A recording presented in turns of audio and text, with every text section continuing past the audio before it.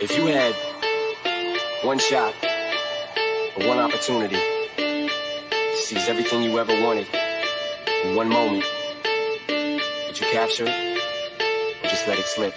Yo. His palms are sweaty, knees weak, arms are heavy. There's vomit on his sweater already. Mom's spaghetti, he's nervous, but on the surface he looks calm and ready to drop bombs. But he keeps on forgetting what he wrote down. The whole crowd goes so loud, he opens his mouth, but the words won't come out. He's choking how? Everybody's choking now. The clock's run out, time's up, over, loud. Snap back to reality. Oh, there goes gravity. Oh, there goes rabbit. He choke. He's so mad, but he won't give up. Daddies, he know he won't have it. He knows his whole back to these ropes. It don't matter, he's dope. He knows that, but he's broke. He's so stacked that he knows when he goes back to this mobile home, that's when it's back to the lab again, yo. This old rhapsody better go back to this moment and hope it don't pass him. Listen, we can talk about the flag, but let's talk about the team. Wait.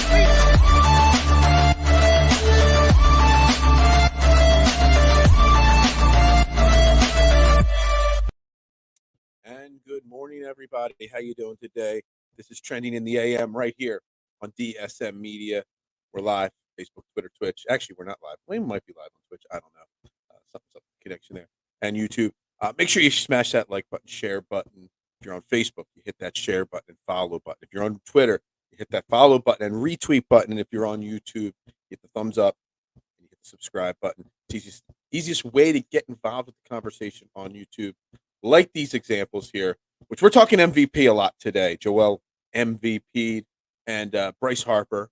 Can he win back-to-back MVPs? Today is opening day for baseball. The Phillies don't play till tomorrow. So, we won't get too much into the Phillies opening day. We're going to talk a little bit of Philly futures. But then tomorrow we got a big Phillies opening day show planned for you here at Trending in the AM. And Trending in the AM, we are brought to you here on DSM Media by Manscaped, the leader in men's grooming products, the GOAT and below the waist maintenance. Make sure you check them out. Manscaped.com. Use promo code DSM at checkout for 20% off and free shipping. Plus, it lets them know Team DSM sent you. So yeah, we got lots of different things to talk about today. Put the wrong header. There we go. Now we got that up there. And we got lots to talk about today. Definitely, lots of different topics. But I really, the conversation that I want to start with today. It's a sensitive subject. So we see that. We got 3 games left of the NBA season with the Sixers. Tonight, we're going up to Toronto to play the Toronto Raptors, a team that there's a really good chance. Right now, we're slotted to play them in the first round of the playoffs. A team that's beat us 2 out of the 3 times we've played them already. A tough team to match up against. And what do we find out? It's that Matisse is not eligible to play. And he's not injured. He's not out for whatever reason. It's simple as can be. Without them saying it. Good morning, Scotty. What's up? Without them saying anything, the reason why Matisse is not eligible to play tonight is because he's not vaccinated. And Canada, they've got different rules going on right now. He played in Toronto earlier in the year when we played against them, but things have changed. Whatever it may be, whatever their new rules are, whether it's booster related, whatever. I did not do any research onto what the new Canadian rules are. And it's just crazy that it's coming out now that Matisse is probably one of the non-vaccinated Sixers, or at least not vaccinated enough, whatever the rules may be. Yeah, Mark, Matisse is still my guy. Look, I'm gonna get sensitive subject here. We don't do it too often. We the last time we had a tough conversation on this show was after the Brian Flores situation began to unfold. The vaccination situation is a very sensitive subject, and I'm a vaccinated person. I'm okay saying that, but I believe that it's each person's individual right to make that decision. And I stayed pretty quiet in the DSM group chat because I know there's a lot of people overreacting to it, and there might be some overreacting to it because of opinions on vaccines. There also might be some overreacting in the group chat going on about it because of the fact that it could hurt us as a Sixers team come playoff time. Because, like I said, whatever you want to say about Matisse on the offensive end of the game, he is an essential, if not the most essential part of our defense on this team. And if we play Toronto in the first round, which now winning tonight in Toronto is very key moving forward of us getting to that 3 seed or 2 seed. If we win out our final 3 games, Toronto tonight, we got Indiana and Detroit this weekend. If we win out, the worst we can get is the 3 seed, and a possibility at the 2 seed, depending how it shakes out with Milwaukee and Boston. So winning tonight could just clear this all up. It really, really can. Problem is, does it? We don't win tonight. If something happens here, and we lose tonight, the chances of getting that 3-4 seed as our best options gives us a real strong possibility of playing a really, really good Toronto team. And there's a really strong chance that not having Matisse for potentially 3 of those games, if it went to a 7-game series, could be very, very, very painful. The Toronto Raptors, first off, I'm bringing it up here right now. We've played them 3 times. We've been beat twice in Philadelphia by them. Early in November, 115-109, and in March, we got beat 93-88. Why did we only score 88 points that game? What happened that game here? Let's see here. Everybody played. Joel had a really awful night. James Harden, awful night. Yeah. That's why we lost that game. Basically we got awful. That was a 7 of 27 shooting game from 3. So that explains why we lost that game there. But we also beat them in Toronto, 114-109. Toronto's just one of those teams. When we beat them, that was Tobias Harris's first triple-double game. There you go. I love that. Patrick Siakam, tough guy to guard. That's Tobias Harris's thing. You got Fred VanVleet. You've got Gary Trent Jr. You got Boucher. You got a lot of guys that can score. And the Sixers will need Matisse to be able to stop that team. They've already beaten us twice here in Philly. So you can't say, well, they'll win the 2 games in Philly, and then they'll have them missing for the next 2 games in Toronto. We'll see what that really affects. That means Danny Green is starting. That's not probably that good of a thing. Then that leaves you with only 3 guys on the bench that you can really play. DeAndre Jordan as your backup center. Bang bang George Niang and Shake Milton, and that's it. And while that's okay, the defensive end of the game is going to suffer big time without Matisse. So it's actually become even more important. Maybe that's why we haven't seen Joel and James Harden rest much these last couple games, because the Sixers organization, the brass, know how important it is for us to miss Toronto in the first round of the playoffs. You're looking at the standings here. Where I got too many tabs open on my screen here. Here we go. If we move up to the 3 spot, it probably means we play the Bulls. But us beating the Raptors tonight, that drops them down maybe, and maybe they end up in the 6th spot. So I guess realistically speaking, we really, really, really, really need to be pushing. I hate being one that says that we have to focus in on playoff seeding and winning or losing for a seed. But I guess if it really comes down to it now, it is really important. So winning out and getting to that 2 spot, where you're most likely playing Cleveland or Brooklyn or Atlanta. I don't think Charlotte comes out of the play-in series. Let's look at that. The play-in games, the 7 through 10 seeds to determine who plays 7 and 8. So if you don't know the exact ways, 7 and 8 will play each other one time. The winner of that gets the 7th seed. Then the 8th seed, or whoever loses that 7-8 game, goes on and plays the winner of the 9-10. So right now, as it stands, it's Cleveland versus Brooklyn. That's tough. Actually, Brooklyn might actually be able to beat Cleveland. Cleveland's a better team than people give them credit for, but Brooklyn's playing better. Kyrie's at full playing, capacity right now. So, that's still a really good team and a scary team. And we're going to get into the odds and betting aspects of it, in a minute. I could give you 23 minutes in a car if you want. Yeah, we're good, Mark. Yeah, you're good. I got a lot to get off my chest here about this and all. And we're getting to a lot of betting odds and stuff like that here in a minute.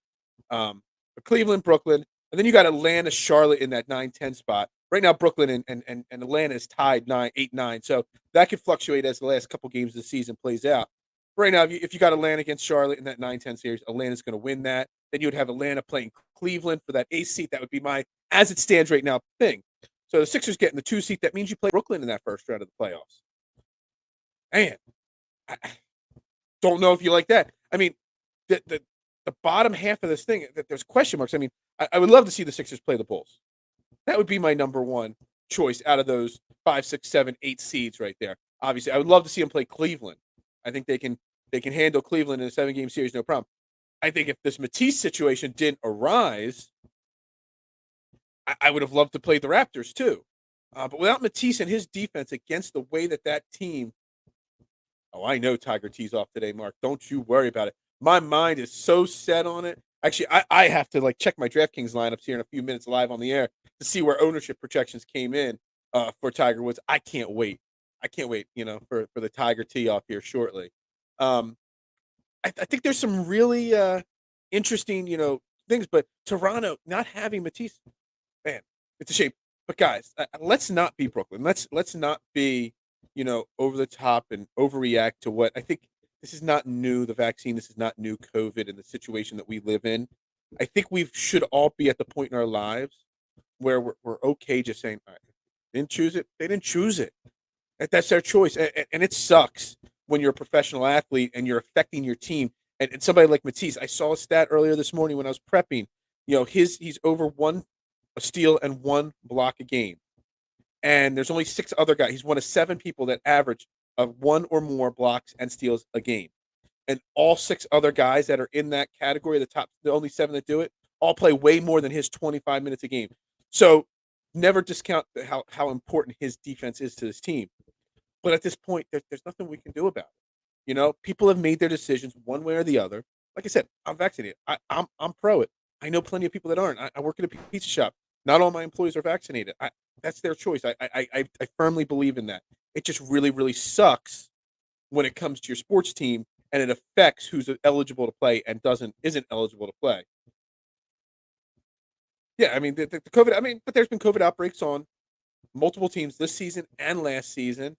It's unfortunately that's the world we live in at this point, and we kind of just have to come to understand that it's not going away. This is going to be the way it plays out this year. This is going to be still an issue next year. Yeah, maybe the rules in different countries and different cities will be more adjusted by then, but it's just what we're at right now. It's just where we're at right now, and it's unfortunate. But so tonight's game against Toronto now turns into a very important game. We're missing Matisse. Right now, the line on the game, now that this news with Matisse came out, it's an even game. There is no point spread tonight. It's a pick 'em. That goes to show what the bettors think of missing Matisse against this team, really about it. So, I mean, let me look. I mean, OG is day to day. Watanabe is still out for them. The Raptors. So, I mean, this is an important game for Toronto as well. They're battling for playoff positioning. They're in the 5 seed. I don't think they can get to the 4 seed. Maybe if they win out, we lose out, and that would put them in the tiebreaker, maybe a head to head against us. That's a really tough ask for them. They're trying to stay out of the 6 seed. They cannot fall into the play-in game. So, it really is straight up. It's they're honestly, actually, they're not really playing for too much other than not falling to the 6 seed. If they want to play playoff matchups, maybe they lose to fall to 6. We go up to 3. I don't know. They still get us. This game actually means a lot more for the Sixers than it does for Toronto. So it'll be a really interesting game tonight. It tips off at 7:30. Be important to watch it. The Masters round 1 will be over at that point. I'll be cashing my Cam Smith round 1 winner ticket, I hope. If not, my Joakim Neiman ticket at that point. But it's a very important game, important series of games for the Sixers coming up. And it brings me up to this whole MVP race thing that seems to be a hot topic right now around the NBA. The Joel conversation, the Nikolai Jokic conversation, it's becoming nauseating to an extent. And I don't want to sound like a homer, but the fact that Joel Embiid has put up back-to-back 40-plus games, and he's gotten worse odds over the last 2 games, when he's already shown that he's the most important person on his team in this NBA season right now. Right now, I've got multiple sports books up on my screen right now, just because I think it's that important. FanDuel or DraftKings, I got DraftKings up on my screen first. Jokic is minus 320 to Joel 220, plus 220. That means you got to lay $320 on Nikolai Jokic to win 100. That's pretty steep odds right there. Joel, you could lay 100 to win 220. So they're saying right now there's a 520 plus 520 difference between this. That's insane. Giannis on DraftKings is creeping up even. He's at plus 600 now. I mean, it's a 3-horse race. Everybody else is Devin Booker's 4th right now, plus 7,500. There's no chance that he wins. Colt, the MVP race is not even close in my mind. It's Joel Embiid. And people will call us homerish, but I bring up. You listened to ESPN yesterday. I'm not placing a bet. I don't like 2 plus 220 right there. That's not enough juice for me because I don't bet big. So betting $1 on plus 220 to win $2 ain't worth my time. It just isn't. But I was listening to Brian Windhorst, and he was speaking yesterday on ESPN about it, and the straw poll that was done that supposedly is very accurate, and Joker took over the lead in that, and he was trying. Brian Windhorst was trying to explain maybe why this has happened. Yeah, I agree with this from Carter. Giannis is closer to the MVP than Jokic. I agree, 100%. It would upset me less if Giannis won the award over Joel than Nikolai Jokic. It really would. I don't think there's any doubt in my mind on that. But Brian Windhorst was trying to explain it, and he brought up the Giannis part of it. And he said that the best he said flat out in the air, as of this moment, he's voting for Joel. He doesn't see anything happening that will change his decision. And he voted in the straw poll for Joel, and he's going to vote. He said he was like, I just got my email actually right before doing the segment, not to forget to submit my vote. And he's like, my vote's going to be Joel Embiid. But he said maybe, and just maybe, and this is not a good enough reason, because as Carr said, Giannis has a better case than Jokic, in his opinion and in my opinion, for the award, that maybe the people that are starting to sway their vote from other people to Giannis, it's more of the Joel people going to Giannis than the Joker people going to Giannis, which I think is wrong. I think some of the Joker people should be going to Giannis. So I did a quick search, and I brought up their stats, and I've got unfortunately I don't pay for anything extra on basketballreference.com, so you can only compare two people at a time. So I got Giannis and Joel. I mean, their numbers, Giannis and Joel, are side by side. 30.4 points a game for Joel, 29.9. The rebounds, Joel's 0.4 rebounds more. Assists, 1.5 more assists a game for Giannis. But having a 7-2 center with 4.2 assists is great. Joel leads in the steals and blocks category, but just barely. He's a better shooter from deep than Giannis, but Giannis is a better overall shooter. That's Giannis just gets down low way more than Joel does, which Joel should be getting down low a lot more often. Joel Embiid's actually played a game more. Joel plays more minutes than Giannis.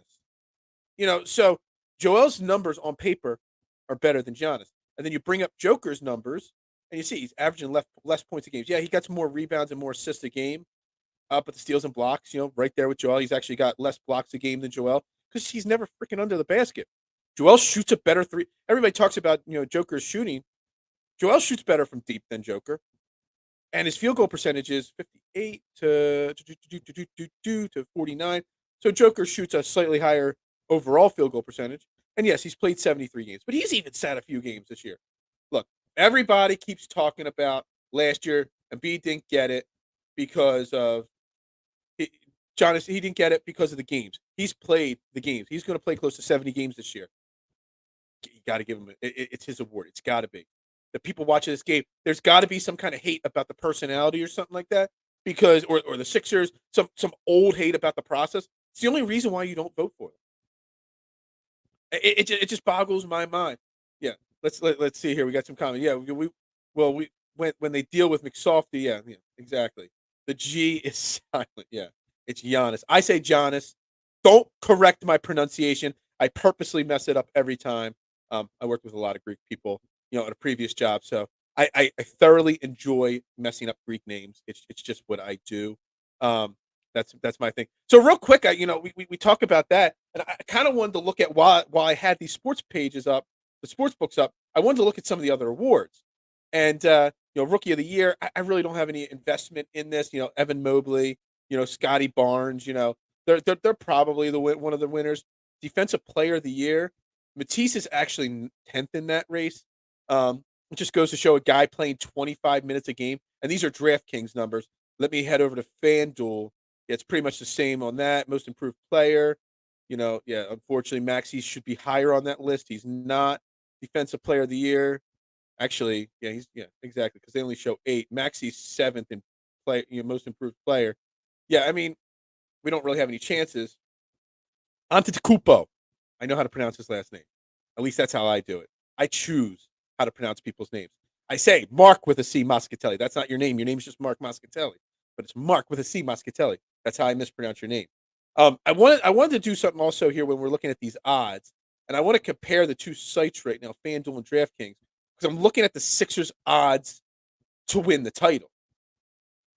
And that's something that's interesting too, because you know, you got to think that the Sixers got to be somewhere near that favorite, and it's been fluctuating a lot. The Phoenix Suns are clearly the favorite on both sites to win the finals. DraftKings them at plus 260. FanDuel's got them at plus 280. You got Milwaukee in the 2 spot on both sides, which is probably fair in my opinion, and Brooklyn, and they're going to be in that play-in series, and they're the third favorite. That to me still annoys me. I don't think a team that's going to be in a play-in series to get to the playoffs should be the third favorite to win. That might be more of the sports books trying to just protect themselves there. You got Golden State 4 in both sports books as well, but then it's where it gets tricky. DraftKings got Brooklyn in the 5 spot and Sixers in the 6 spot, most likely to win. Boston, we talked about this, Mark, Jason, and I on shows this year already, or this week already, and last week, that Boston may have peaked a little too soon. And them ahead of the Sixers, I don't know. They're plus 900. The Sixers are plus 1,000. I mean, that's pulling strings. I mean, it's really close. On FanDuel they're plus 1,000. The Sixers are plus 1,100. It's really close. It's give or take. It's that close. But I kind of think that's a little disrespectful to the Sixers, because the Sixers are still, I think, in my opinion, I know they're the 4 seed, but they're still a much better team than Boston. They're a better team than Brooklyn at this point. They're borderline, they should be right behind, Golden State or right behind Milwaukee in that sense. What's crazy is the Sixers are 6 there on DraftKings. It's Phoenix, Milwaukee, Brooklyn, Golden State, Boston Sixers, and then Miami, then Memphis, rounding out the top 8. But if you go over to FanDuel, they got the Miami Heat ahead of the Sixers. The Miami Heat, they're the number 1 seed in the East. And they're 6 on one sports book overall in odds, and they're 7th on the other. That's a lot of disrespect for Miami right there. I disagree with this, Carter. I do not think Brooklyn kills the Sixers in a 4-game series. I do not think that. I think Brooklyn is depending on the first round. If they get the 8th seed and they go up against Miami, they're losing in the first round of the playoffs. If they go up against us, it's going to be a 6-7 game series. But I think the Sixers are a better team at the top end. The only concern against the Brooklyn is stopping Kevin Durant, to me, because we don't have a guy that can guard Kevin Durant. So it's contain Kevin Durant. If they go up against Milwaukee, Milwaukee beats them in a 7-game series in the first round, no doubt. There is a very high likelihood, based off of matchups, that Brooklyn is done in the first round of the playoffs, in my opinion. There really is. I really firmly believe, unless Ben Simmons comes back. I'm just kidding about that. Actually, Ben Simmons has nothing to do with it. If I'm Memphis, though, or not Memphis, Miami, though, I'm taking a slight extreme disrespect that the books have us as the 7th, 8th, most likely. We are they are the number 1 seed team in the East, the best record in the Eastern Conference, and they can't get any respect. Dude, that would be really disrespectful. And that would be some major bullet board material for that organization, I think, in my opinion. So I just think it's interesting to look at these odds and where some of these teams are. I mean, it's basically, books have it as Phoenix, Golden State, and that's it coming out of the East or the West. Memphis, they're the 8th, plus 1,500 to win a title. I guess that's an okay set of odds. Maybe they're giving them a little bit of respect there. But in the East, you got Milwaukee, Brooklyn, Boston, Philly, all pretty close in odds. That tells me there's a lot of question marks coming out of the East right now, and sportsbooks can't figure out where to put their money. I'm looking at it on FanDuel too. Yeah, a lot of Really, the FanDuel's to say they got it slightly flip flopped with a couple of the places with the Sixers and the Heat and the Celtics and stuff. But yeah, everybody's pretty much on par there. All right, so that was my Sixers. That was my basketball talk for the day. I didn't want to get too far into it today because I got a bunch of other topics. Yeah, my Wi-Fi's a little wonky today. I don't know what the hell's going on. It's crazy out there today with the Wi-Fi, the clouds and all. So I want to talk baseball a little bit here. I think we dodged a bullet with Mickey Moniak yesterday, getting hit in the hand. Seems like it's a bruised hand. Maybe he misses opening day, unfortunately, which it pisses me off because I wanted Mickey Moniak batting and in the lineup for the first day, first game. everybody knows I'm going all in on repeating on my Mickey Moniak, um, love for the season. Again, I mean, I've never given up on him like other people have. I'm all in on him. But we're sitting here talking, you know, I'm just trying to switch my screens from basketball to NBA here. We've been talking about all these NBA odds here and Joel Embiid MVP. So I'm like, all right, if we're going to talk Joel Embiid MVP, we got to talk, can Bryce Harper repeat as MVP? Okay, so Carr's already saying there's going to be a lefty in game 2. Yeah, I mean, that's probably the case then. Unfortunately, he's going to be a platoon, and lefties he will not play against. But, I mean, I'd still give him the shot, but, we'll see how it goes early in the season. So hopefully he's good to play game 1, because then it'll be game 3 before we see Mickey Moniak. I just want to see Mickey Moniak out there April 22nd when I'm out there at the Phillies game with my man Jason and my man Brett, who hooked me and Jason up with 2 tickets. So that's that. The question is, can Bryce Harper repeat as MVP? So I got the National League Cy Young winner or NL MVP awards up there, and I got the NL MVP awards up here.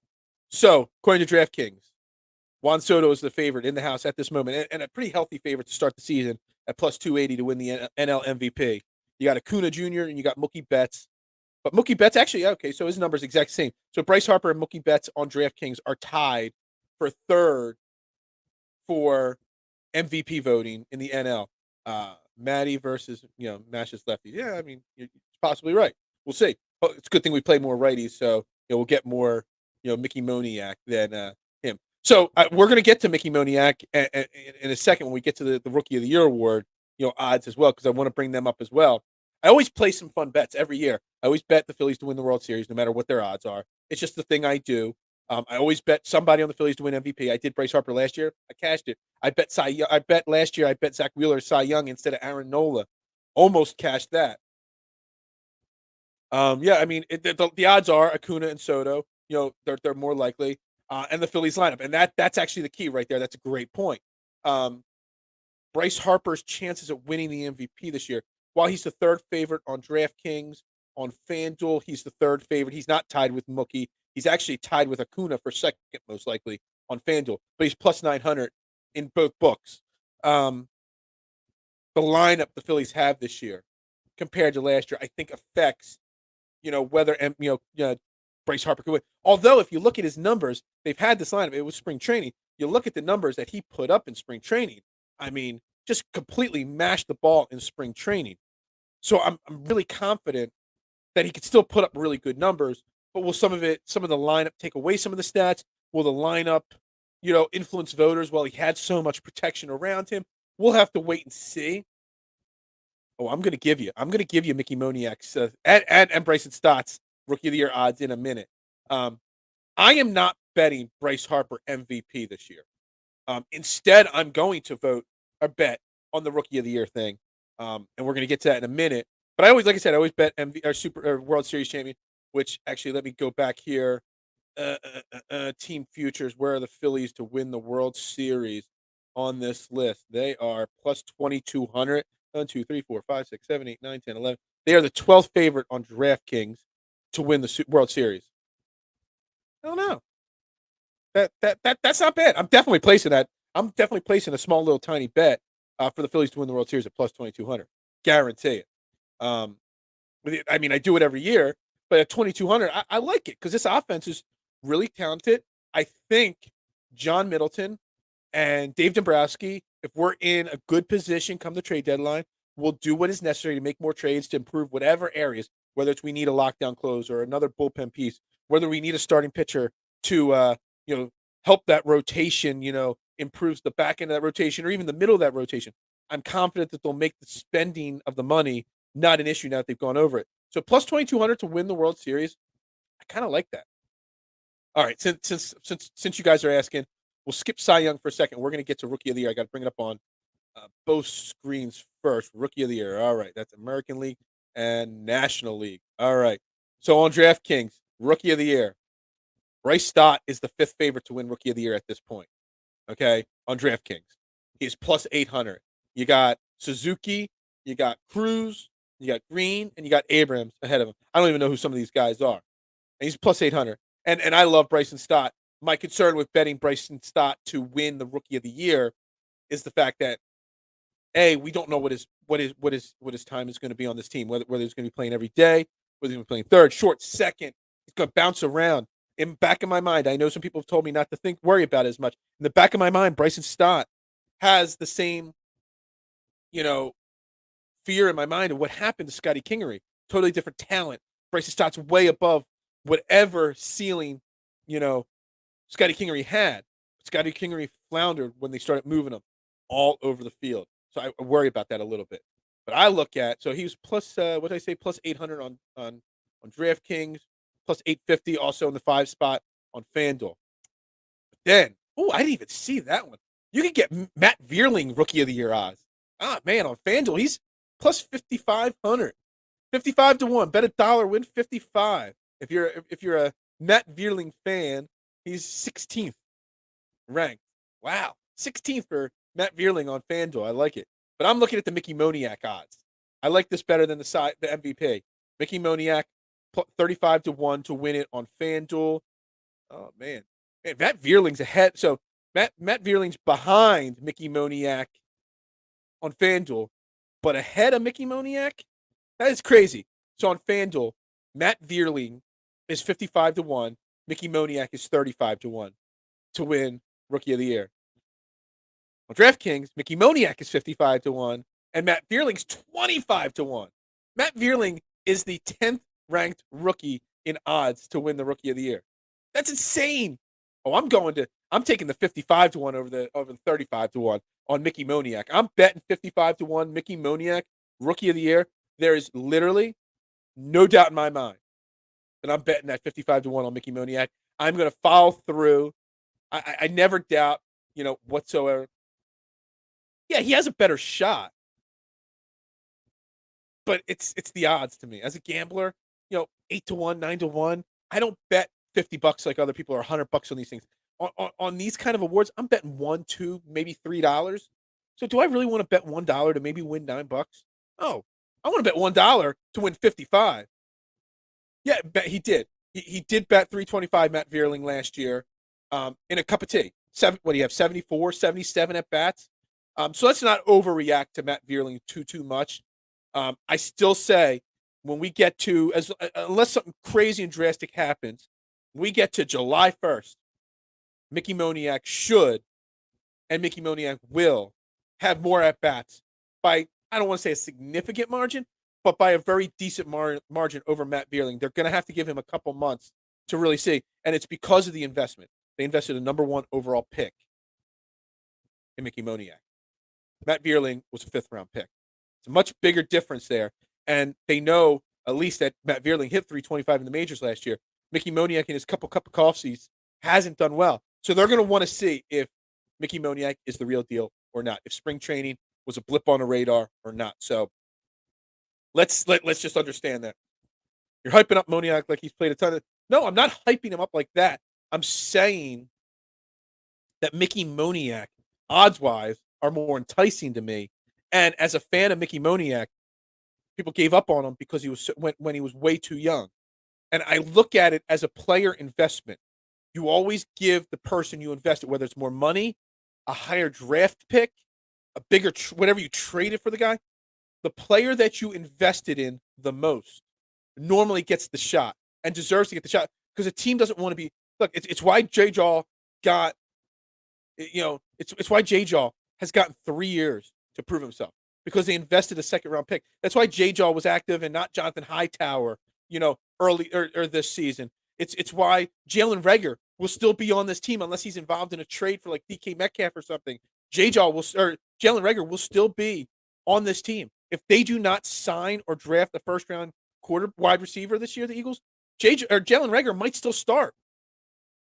It's crazy, I know, but it's an investment thing. Teams don't like to give up on their investments, like their heavy investments, because then that means they're proving them wrong.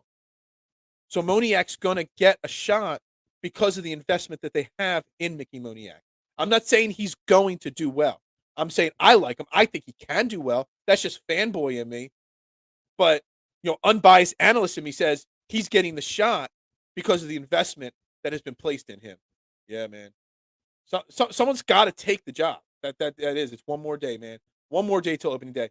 I love this is a great week because we've got the Masters tees off. It's past 8:30 now. They've teed off. 8:30 was the honorary start, and 8:45 was tee times today. Man, it's Masters, and tomorrow's Phillies opening day.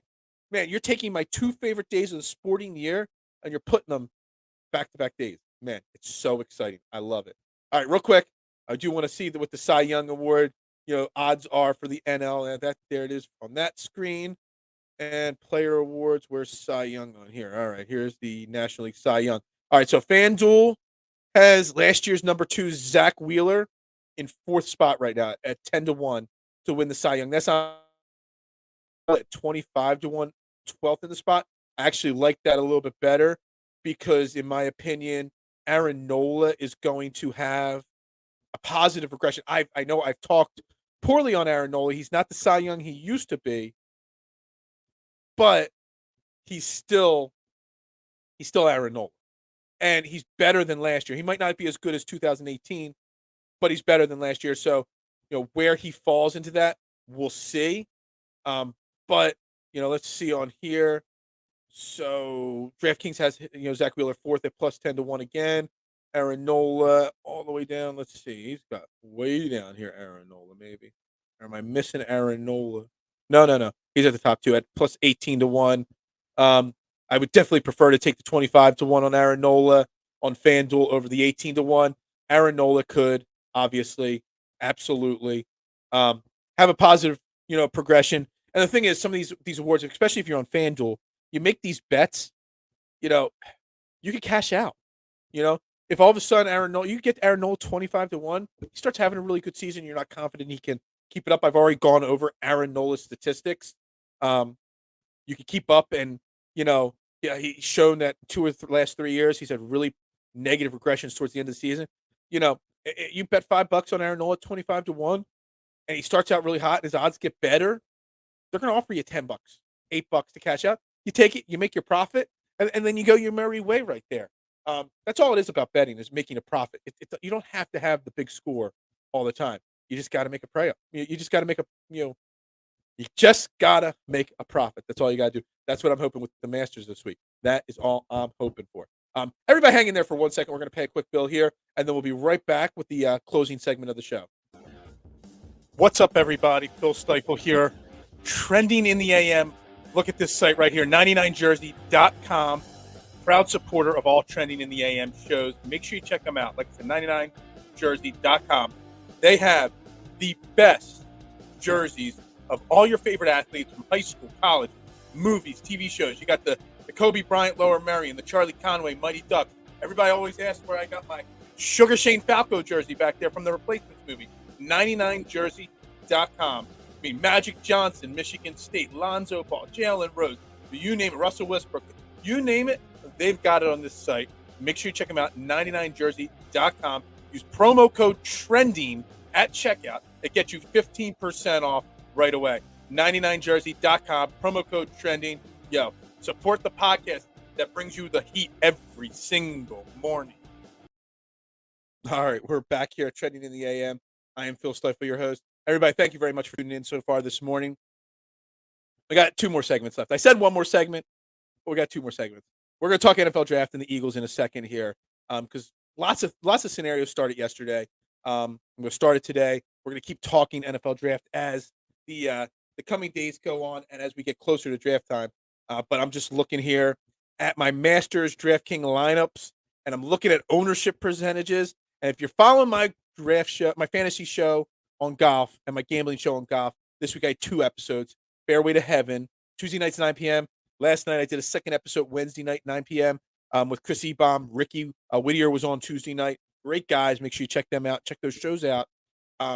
Last night I did a second show talking about ownership percentage and how important it is for the Masters because, of whatever. And I'm looking at, so I got 1 entry in the Millie Maker, and I'm looking at the ownership percentage because that's what people care about, the biggest event, what the ownership percentages. And man, I'm super excited. So my Millie Maker lineup, I got Rory McIlroy, and he only came in at 10% ownership. That's fantastic. Russell Henley, 17.8. That's a little concerning. It's a little high. Justin Rose, 9.1%. Siwoo Kim at 12.1%, much higher than I projected. But one thing I talked about last night was Cam Smith and Corey Connors, two of the golfers that were the most chalky-looking golfers. And for those of you who don't know golf terms, chalk is a fantasy term for the highest-owned guys. It's no different than the chalk terms. When you bet chalk in March Madness, it's like just taking the first top 4 seeds and just putting them right in the final 4. Chalk in golf is the guys that are owned the highest percentage, in that field. And people projecting Cam Smith at 30%, 35%.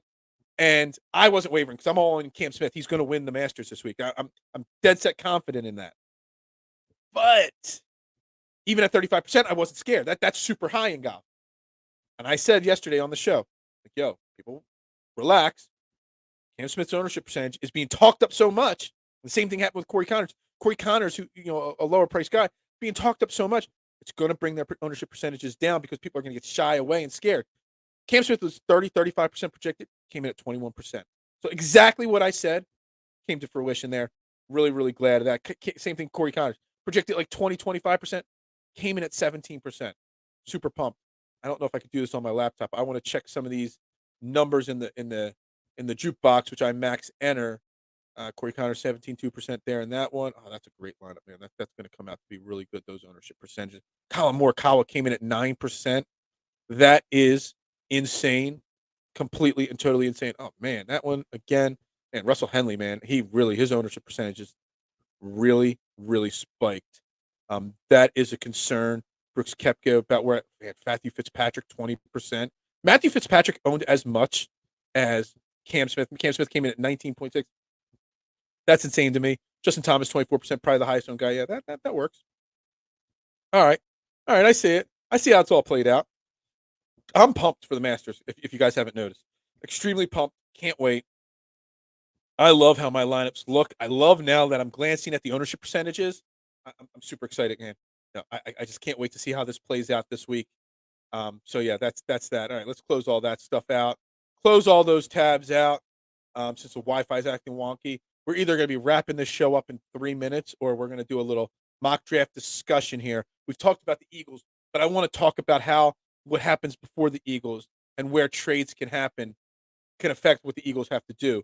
I'm going to try to share my screen here, but unfortunately, Wi-Fi is acting wonky, and normally when I start sharing tabs, that makes it even worse. Bring up my mock draft simulator, the proper one, Pro Football Network. I'm doing the entire first round for everybody.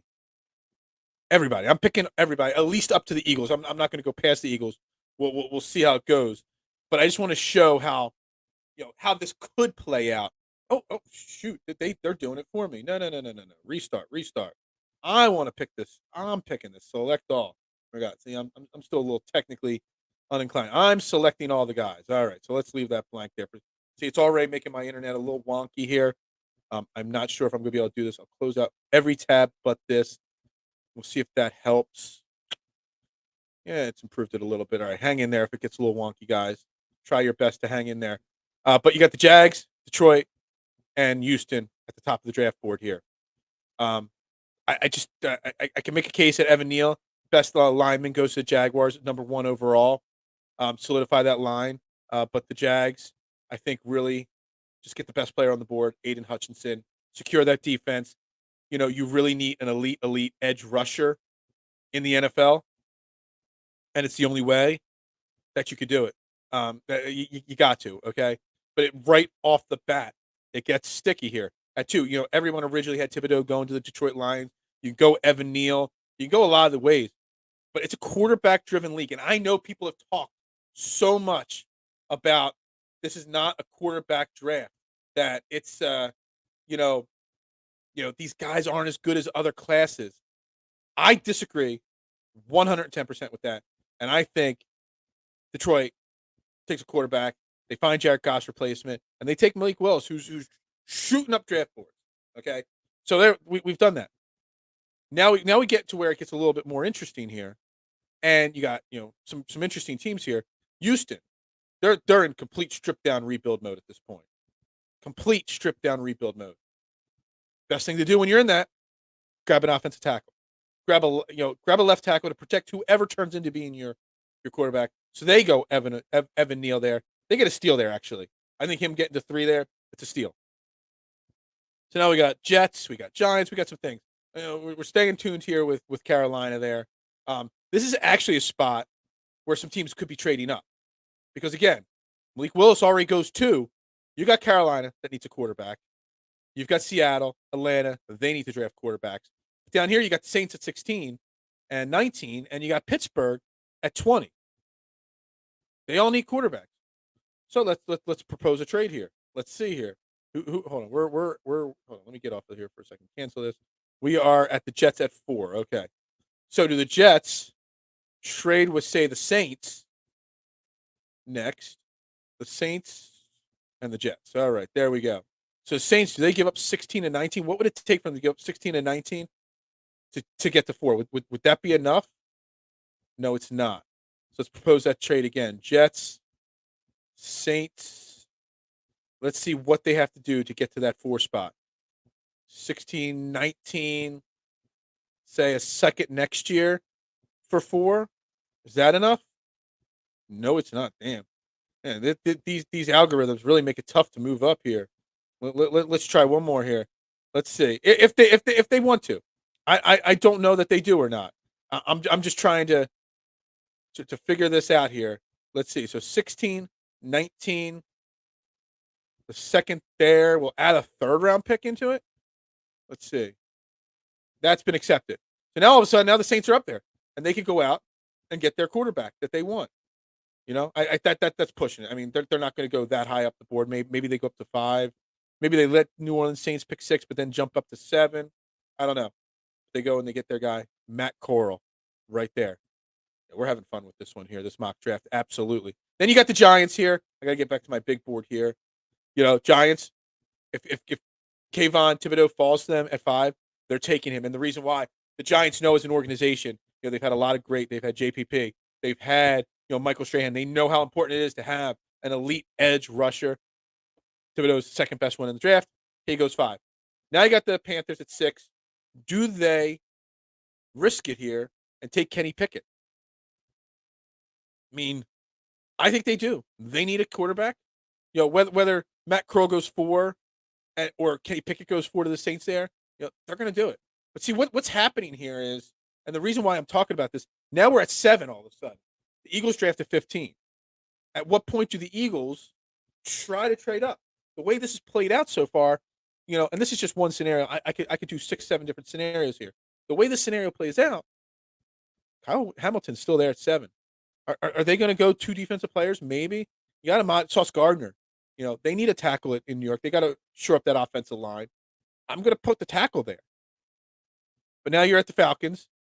This is a situation where the Falcons could trade down. They could take, I mean, if the Eagles want to, they would have to trade up with the Falcons if they could get Kyle Hamilton.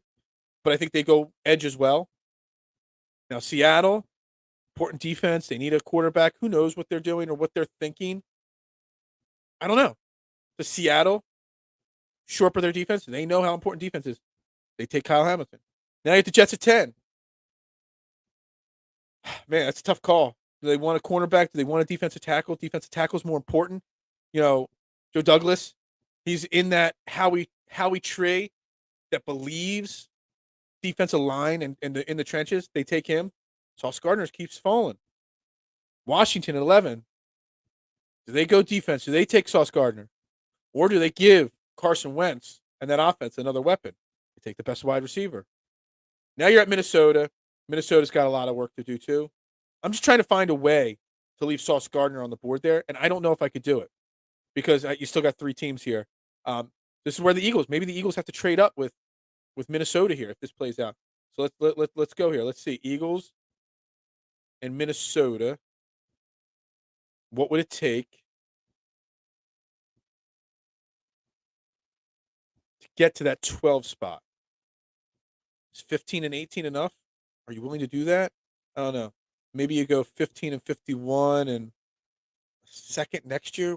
Is that enough? No, it's not enough. I didn't think it would be enough. So let's try this again. Eagles, next. Minnesota, next. Is 15 and 18 enough to move up to 12? It is, and I don't know if I feel good about that. But now all of a sudden, you got Sauce Gardner. I don't know. I don't know how you guys feel about that. I don't know how you think about it. Um, it's interesting. It's something that I'm thinking about, and yeah, I mean, you play out the rest of what else would have been available at 15 if Minnesota takes Sauce Gardner. You know, what did they take the Texans? They took a tackle already, so they would go Jermaine Johnson on the edge there at 13. 14, Sauce Gardner would have gotten taken at 14, absolutely. But I could see them getting a wide receiver to pair there. So at 15, if this played out this way, but Minnesota took Gardner there, and the Eagles were picking, you got a bunch of linemen, and you still got George Karlaftis, an edge rusher, which the Eagles need. But I would put him there now at this point. The Jets, maybe they go get the center there. The Chargers, shore up that offensive line a little bit more. Take the offensive lineman there, and then the Eagles at 18 would be back. So say they took Karlaftis, at 15, at 18, Derek Stingley would still have been there. Derek Stingley would have been there at 15.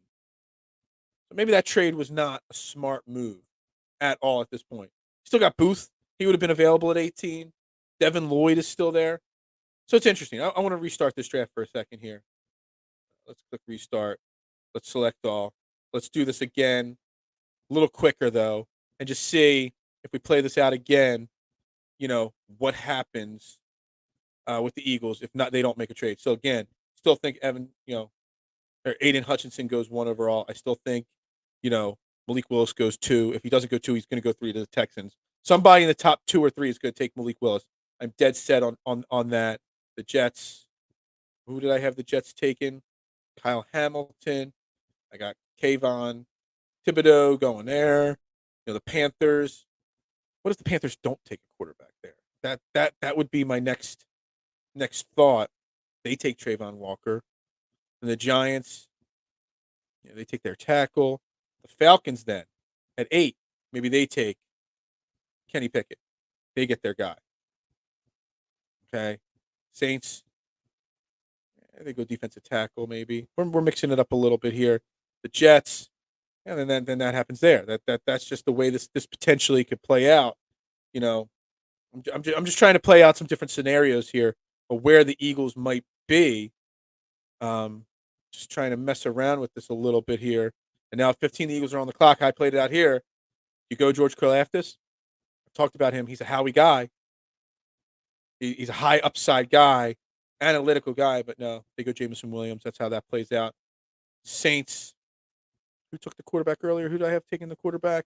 I had the Falcons taking the quarterback. Maybe the Saints then jump up here and take Matt Corral at 16. We know they don't need him. So then the Saints, maybe they take they probably go lineman. And there you go. You got Karlaftis or Stingley. I actually would take Stingley over Karlaftis. So then you got Jameis Williams and Derek Stingley. Karlaftis falls to the Saints there. That's actually a good draft for the Saints right there. They get their pick. Yeah. So it's just some things I'm thinking about there, and things that I think that could happen with the Eagles here going forward with this draft. It's just interesting. You really gotta, think of what there's so many options. People are loving this trade that Howie did, but not loving the offseason that Howie's having. And the problem is that this is just step one of 100 of what Howie's going to do. Howie's got so many more bag. Like we saw it last year. We were all freaking out that Howie went from 6 to 12. Yeah, he picked up an extra first round pick this year with the Dolphins. People were overreacting to it, and they still moved up.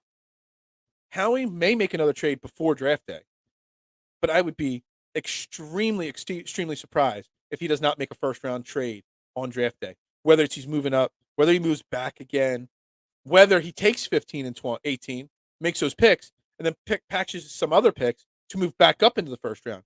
You got the safety from Penn State, Brisker. Maybe you try to jump up and grab him late in the first round so he doesn't slip it to somebody else in the second round.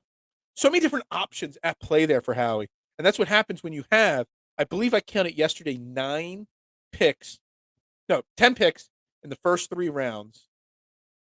10 picks in the first, 9 picks in the first 2 rounds over the next 3 years. So yeah, there's so many options. You got 5 first round picks in the next 3 years, and I think you have 5 second round picks in the next 3 years. There's so much potential right there for so many more maneuvering. To continue to build this foundation, the pillars of this foundation is how he calls it. I think it's not over yet. It's not over yet. So again, I never grade off seasons until the off season's over, and I think that's a firm thing that everyone has to do. I know there's rumors and there's reports out there that Tyrann Mathieu, the Honey Badger, is still on the Eagles' radar. They've still been in communication with him. It's something to keep an eye on. Absolutely. I still love him. The longer the offseason goes, the price tag starts to come down. I know somebody got at me and was saying, no, we don't want him because we're not paying 3 years, $30 million for Tyrann Mathieu, the Honey Badger. As he stays available, the price tag comes down. Down. There might come a point that this offseason where he takes a 3-year deal, heavily incented, or a 2-year deal, or a 3-year deal that's really a 2-year deal, or a 3-year deal that's really a 1-year deal with opt-out clauses, or just a 1-year, $10 million deal. Prove that he still got it, and then goes into free agency again next year. That's how it works. Some of these guys, they overprice themselves, or they just don't get the right deal. They hold out too long. Maybe he had an offer. He's like, no, I think I can get more. It didn't happen. So now, as teams fill their rosters, that price tag comes down. So Tyrann Mathieu is still a potential option for the Eagles, and I don't want to write it off at all. Hey, guys, this has been a fantastic Trending in the AM. It might be the first time I wrap up in just under the hour mark, but I just want to use that last moment or two just to thank everybody that tuned in, everybody that commented. It's been a great show. A lot of great talk, a little different, talking a little betting, talking Sixers, barely touching on the whole COVID and vaccination thing a little bit. I don't like doing that, but I did it. That's what it is. It is what it is. Sixers tonight, big game against the Raptors. Hopefully they win. I think they win. We'll see. It'll be interesting to see how the rotation plays out, what you're going to see, because it's still not playoffs. You're going to see Danny Green starting most likely in Matisse's spot. You're going to see some Furkan tonight. And if he's got it, it's great. Hopefully Doc Rivers keeps up with what I said and plays Furkan for 5 minutes. If he's got his shot, keep rolling with him. If he doesn't, then you switch to Isaiah Joe tonight. You see who's got their shot. If not, then everybody's just going to have to play big minutes tonight. We'll see how it plays out, but hopefully a big win. We'll talk about that tomorrow maybe. Tomorrow's going to be our big opening day show. We're really going to break down the Phillies. Got a special guest tomorrow. Mark is going to be on tomorrow. Mark Macatelli. Jason Voorhees may be on tomorrow. We're working on that. And 99, we'll say 98% confirmed. Kevin Kincaid from Crossing Broad will be joining the first half of the show as we talk media stuff and we talk, Phillies opening day with him. Maybe we'll get a little Union talk in with him because he's a big Union guy covering the Philadelphia Union. Maybe I really want to wear my Phillies shirt for opening day, but I might have to butter him up by wearing a Philadelphia Union shirt tomorrow. We'll see. We'll see how that goes. But everybody have a great day, a great Thursday. Masters is here. I can't wait. Hold on. Before we go off the air, I'm bringing ESPN up. 20 minutes. A few people teed off. Let's see where the leaderboard is after. Let's see. We've got 12 guys on the course right now. JJ Spawn +3 already. Get him out of here. Knew that wasn't a play. That's why I didn't play him. Mike Weir over par already. Former Masters champion. Molinari, Olafaba, all the old guys. Guido, Migliozzi, yes, even par through one. Sepp Straka, he's a popular pick this week. I got him in a lot of lineups, even par. And early leader, only through one hole. The only person so far to birdie the first hole. Garrett Higo, one of those 6K guys. Next group of tee times is going to have BJ Singh, Ryan Palmer, and a sleepy pick for me, KH Lee. Got him in one or two lineups. Cam Young at 925. Teeing off Brian Harmon. I got a lot of exposure to Brian Harmon at 936. Siwoo Kim, I got a lot of exposure to 947. But where's that Tiger tee time? Oh, Cam Smith, 1053. That's my guy. Yeah, I got him and Bryson there, 1053. But 1104, that's going to be the moment right there. That's when Tiger tees off at Augusta. Super exciting. The Tiger's back. I have zero exposure to him betting-wise and fantasy-wise because I just want to enjoy it. Tiger's back, baby. He's great for the game of golf. So right there, we're going to end it up for the day. Everybody have a great Thursday. We'll be back tomorrow, Friday morning, 8:30 a.m. Stay tuned into DSM Media all day long. Always great shows every single day on this channel. Guys, I've got a new hashtag. It's no longer set the trends, set the standards. It's hashtag aim higher, guys. Everybody have a great day and aim higher, all right? Everybody have a great one. Sixers in 5, aim higher. Yo, it's Masters, baby.